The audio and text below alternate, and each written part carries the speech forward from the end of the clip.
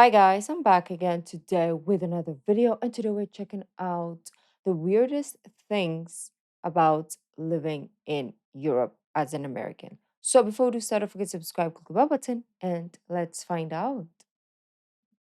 You know that feeling when you think that you're prepared for something, but then you're like, well, damn.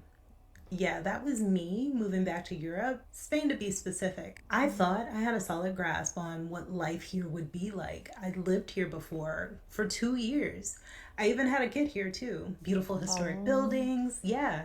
Espresso fueled afternoons, absolutely. A vague expectation that I'd somehow become effortlessly chic just by stepping off the plane, for sure. But what I wasn't prepared for, the culture shocks. Yes, I'd lived here before, but that was almost 20 years ago. So, did I get it? Yeah, kind of. Did I forget it? Absolutely. It's those tiny everyday moments that has me questioning everything. So let's talk about it. My biggest culture shocks after 2 years in Europe, but really Spain. And yes, I'm absolutely still processing some of them. In the US, if you need hate a to restroom, pee. you just pop into a Starbucks, a gas station, or literally any McDonald's and you can handle your business. No questions asked. Actually, from what I'm hearing, things are changing quite a bit. But here, using public restrooms often comes with a price tag. You might need to drop 50 cents or even a whole euro just to gain access to the facilities. The first Same time in Philippines. that this happened, I was near the beach. It looked like a giant advert. I didn't realize that it was a restroom. That was until the door rotated open and somebody came out, and then there it was, the toilet. It seemed clean from where I was perched. I didn't have to go that bad, and I wasn't going to pay to investigate further. I did see toilet paper, and what I've read online is that these toilets are frequently cleaned, and that's a draw for me. In my experience, the free restrooms here generally have something missing. It could be the toilet paper, Paper. the hand soap, a working hand dryer, paper towels. I've actually been conditioned to always carry tissues and hand soap sheets in my purse. The pay to pee Same. toilets actually make sense because just like American public restrooms, the regular toilets, they're a gamble. You might walk into a perfectly fine gas station restroom or you might step into a scene straight out of a horror movie. So yeah, I've come to accept that the European way is the way I like, and I appreciate the pay to pee model. So I want you to picture this. You're walking down a charming street and you stumble across a tiny bakery. It's got handwritten signs and a little old lady at the counter and the best smelling palmeras you've ever experienced in your life. This is an actual small business. Now, in the US, if someone says, I own a small business, there's a solid chance that they're talking about a franchise of some kind. And yes, technically it's independently owned, but it's still a part of this massive corporate chain. In Europe, especially in Spain, small businesses are actually independent. The bakery has been family run for 3 generations. Like the cafe isn't just a part of some larger network of some strategy. The bookstore down the street, yeah, it may not have a website, but the owner knows your name after a couple of Mm. visits. There's something that's really refreshing about that. My daughter, she really wanted me to talk about this one. Personal space norms in Spain and the US are very different. If you're introverted, adjusting to them can be a big cultural shock. In the States, there's a strict adherence to personal space. Cheek kisses are standard between family and friends here, even with new acquaintances in social settings. Men may also kiss female friends or relatives. Handshakes are more formal or for professional interactions. In the US, it's more about handshakes and brief hugs between friends. Cheek kisses, they're really rare. I mean, they can almost feel overly intimate. That's unless you're in a specific context. Frankly, Americans might feel startled by the immediacy of physical contact with strangers or even casual acquaintances. Here, declining a kiss can come off as a bit cold, so it's best to just go with it, in my opinion. And So it's very different. Of course, the Spanish culture is different from like the French because yesterday we did French, right? It's like our French root or something like that. And it's so crazy how to see the cultural difference of each country in Europe, right? You were all in one continent, but we have different cultures. So it's really something to look into, like I mentioned yesterday, when you're going to that place. And Spain seems like the Philippines because we do cheek kisses, but that's female to female. And sometimes actually female to male, but male to male doesn't happen. Um, it's usually female to female a lot of the times, but male to female friends, it's rare.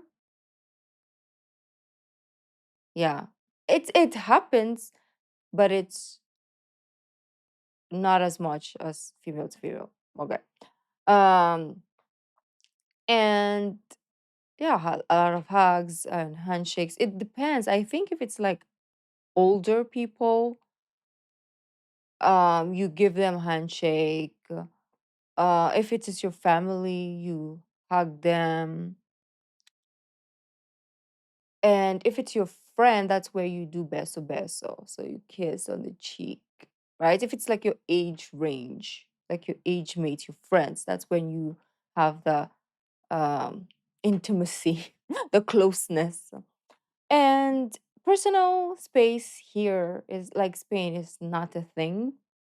Okay. I mean, you can tell people, hey, can you give me space? Or I don't want to talk right now, and then just be on your own. It's fine. But like if you are out and about and somebody sees you, they'll be like, oh my gosh, how are you? Mwah, mwah, mwah. Like, stuff like that. And but then people don't know how to give you space, but they also know how to accept the fact that you want to be alone. Just communication. When you're done, you better get ready to talk close, and there might be some touching too. It was hard for me coming from a place where you usually stand 3 to 4 feet apart when you're in conversation. Touch me and you lose your fingers. There, I guarded my personal space more rigidly, especially with Mm. strangers. Americans may instinctively step backwards during conversations. I think I still do it sometimes. It probably reads as disinterest or aloofness, but sometimes habits do die hard. I still struggle with crowded public spaces, markets, bars, and public transit often involve a lot of close physical proximity. It's crazy how her experience compared to the French, I forget her name, French girl in New York or in US, wherever she was, her experience because she thought or she her experience was they were like friendly and chatty and they were always making conversations, but her she didn't like the touchy close connection situation. So I really feel it's person to person basis or maybe regions where you grew up because they have a very different experience. And Spaniards are generally unfazed by it. My daughter always complains about people suddenly shoving it in front of her at the grocery store. She's used to people asking or at least signaling with body language that they need you to move. Where I'm from, we like our personal bubbles in public. We definitely apologize for making accidental contact. And for a long time, I actually avoided crowded places as much as possible. Here, people don't really apologize for minor bumps or jostles. It might feel rude to Americans, but on a crowded train or bus, are apologies really that necessary? If you think driving in Spain is just like driving in the US, but with different road signs, you need to buckle up because your first roundabout will prove you absolutely wrong. So think about this. At a four-way stop, everyone stops first, and then they follow certain rules. First vehicle to stop at the intersection goes first. The vehicle on the right has the right of way. If cars are directly across from each other and arrive simultaneously, the car going straight or turning right has the right of way, while the other turning left must yield. This often turns into a you go, no, you go kind of situation because folks don't actually follow the rules. But here at a rotunda, the rules are very different. Traffic inside the roundabout always has the right of way. Incoming cars must yield. If entering, you have to wait for a gap. There's no taking turns like at a four-way stop. You merge when it's safe. If exiting soon, you stay in the right It's like lane. Otherwise, intuitive. stay in the inner lanes so that you can go further in the roundabout. Larger vehicles may get priority over you. Even if you technically have the right of way, giving them space is expected. I still have to get my driver's license here from the passenger seat. Rotundas are wild, especially when there's traffic. Based on feedback from my Facebook group on getting a driver's license here, the roundabout is where most people fail. That and crosswalks. In cities, pedestrians have the right of way.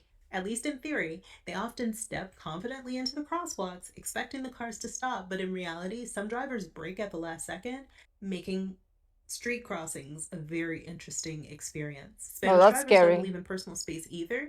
I noticed that there's a lot of tailgating at high speeds, and it's not because they're mad at you or because they want to be close. They're telling you to get over. This drives my husband nuts because he won't That's so speed. Speaking Philippines. of lanes, the left lane is strictly for passing. Sit there too long, you're going to get honks, you're going to get flashing lights, and maybe a few words if you're there extra long. Unlike in the US, Yeah, I feel like Spain is really like so far whatever she's been saying is so accurate to how things are done here as well. Maybe because we were conquered by them, so we just took their like way of life.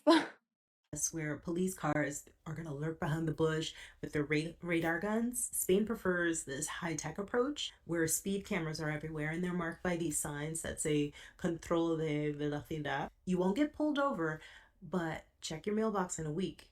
That's when your Oh. ticket will come. Driving in Spain takes some adjusting, but once you get the hang of it, I think it's actually pretty smooth. At least that's what I'm telling myself.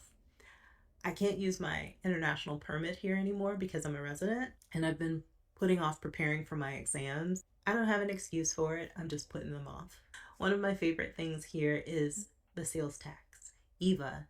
Imagine this, you walk into a store, you pick up an item that says $9.99, and when you get to the register, you actually pay 999. $9.99. There was no mental math, no surprise fees. You just had to pay the exact amount on the price tag. It's shocking, I know.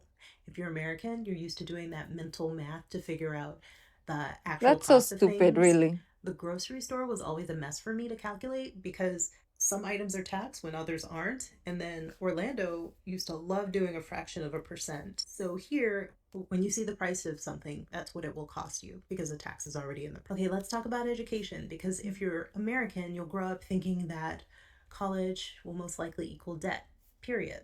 You accept it as a cost for a good life, and that's just how things work. Then you move to Europe and you find out that people are getting full on degrees for the price of an American semester's worth of True, true. overpriced book. I mean, sure, tuition varies by country, but public universities in places like Spain or Germany or France can cost as little as a couple $1,000s per year. Some places are basically free and you don't have to sell your kidney. I had another joke for this spot, but my daughter told me to take it out. Meanwhile, in the US, people are out here paying six figures for a degree in media studies while working three jobs and eating instant ramen like it's a food group. Actually, I love instant ramen with umami spices and an egg or two. And I'm not gonna lie, but my student loan may have me back on instant ramen. At least the eggs here aren't expensive like in the States. My income driven student loan repayment renewal. On the bright side, I still have a few months to figure things out. I still owe 50,000 on my student loan that was Mm. for about 48,000. I've been making payments on the loan, but they're not big enough. So tell me, have you ever Mm. experienced culture shock in another country? Tell me your stories in the comments. And if you can do me a quick favor, watch this video next. Okay, bye. Wow. Okay, Spain, I see you. I see you. I think Filipinos will adjust very well in Spain because it seems similar. And maybe it's easy for us to learn Spanish as well. So there we go. I'm moving to Spain. Bye, guys. But anyways, beautiful peeps, thank you for joining. And let me know if there are more stuff that she didn't mention that you know about or you've noticed if you've been there. And I'll see you in the next video. Bye.